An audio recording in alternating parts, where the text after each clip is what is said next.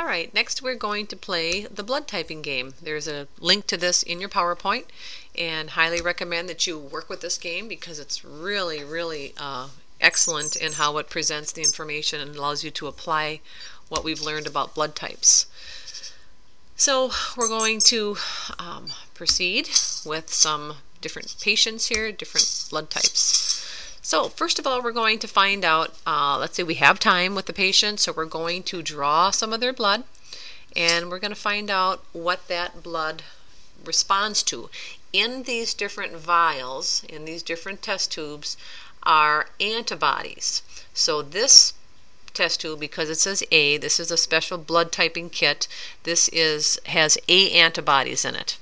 This test tube has B antibodies in it, and this test tube has RH antibodies. So we're going to look for clumping. If we put this blood in here and it clumps, that means the A antibodies are reacting to the A antigen on the red blood cells and causing clumping. So we know if there's clumping that the antibodies are responding to the antigen on the surface of the red blood cells. So if there's A antibodies in here, there must be A antigen on the red blood cells. Same thing with B. These are B antibodies in this liquid, so if there's clumping when I add this blood, that means there's going to be B antigen on those red blood cells. And if there's clumping, that means there's RH factor also on those red blood cells because there's RH antibodies in this test tube. So let's see what happens.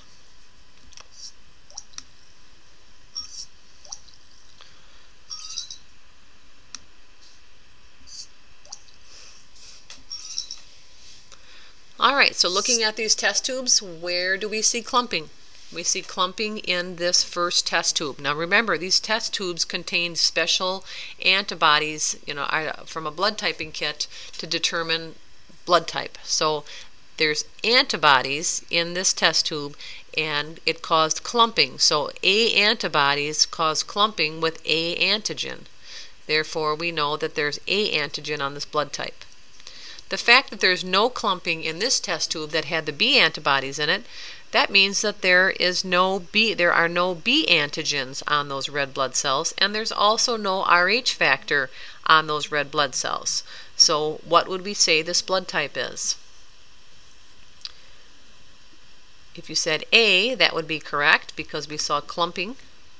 And then would it be positive or negative for RH? The fact that there is no clumping in this test tube means there is no RH factor on those red blood cells, so your answer should be RH negative.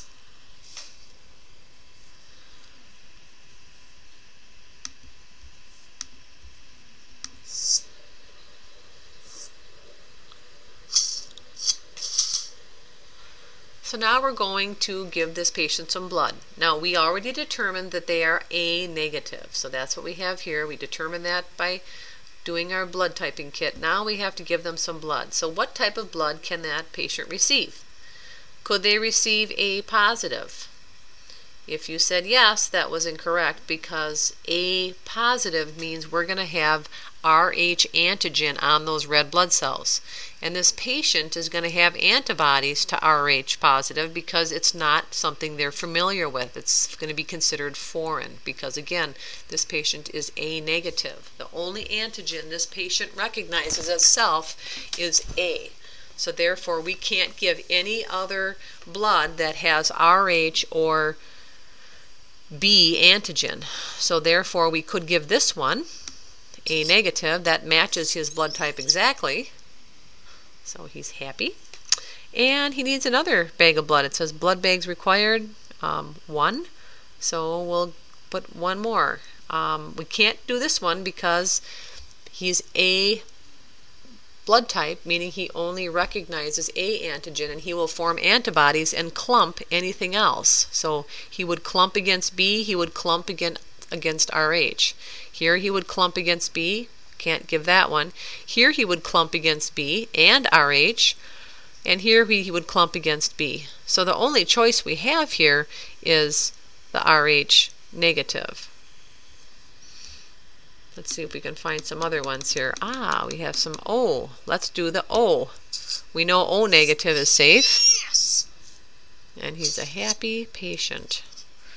So that's how you proceed. So you're going to look at each patient, draw their blood, and on our exam we'll have information just like this for you to figure out blood types. So here we're going to do a blood typing. This is different than blood transfusion. We're mixing the blood with known antibodies. So this test tube has A antibody, this has B antibody, this has Rh antibody. So the A antibodies clumped these red blood cells. So we know this person has A antigen. Here it did not clump. So we know there is not B antigen on the red blood cells, and here it did clump against Rh. So we know there's Rh antigen. So this person would be A positive.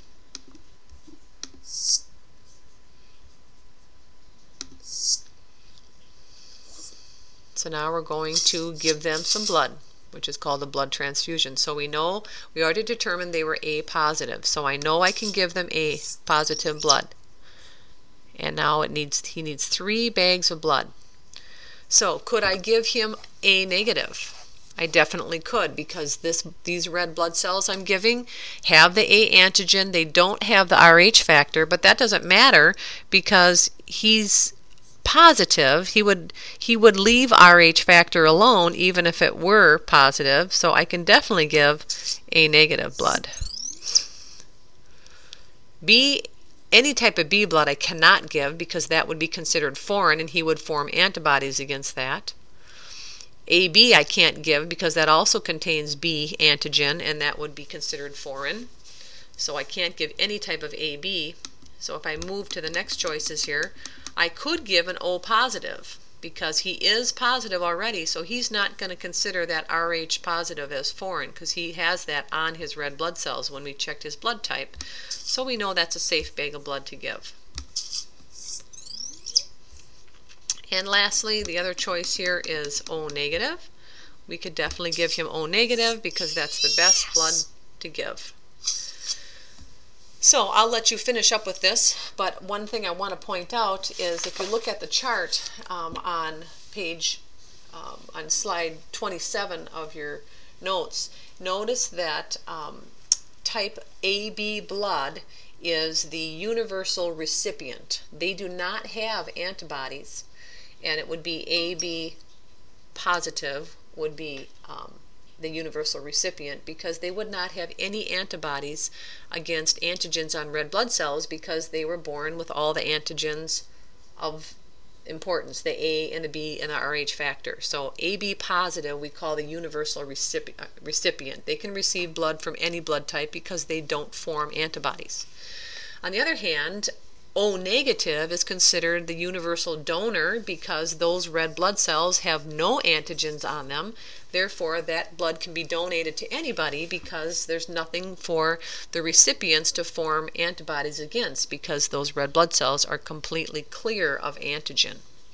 So again, I encourage you to use this blood typing game, practice with the patients, practice with giving different blood types so you really understand this because of all the concepts we talk about in general A&P, this is probably one of the more critical concepts for you to understand, and it really is going to affect your safety when working with patients and understanding the role of blood type, and as well as your own safety when it comes to blood typing. It's important that you ask the doctor, what blood type do you have on file for me? Or if you're going in for surgery, just confirm with them what is the blood type that you have listed for me, because it's a matter of safety, and to err is human, and we want to make sure we're not making any errors when it comes to blood typing.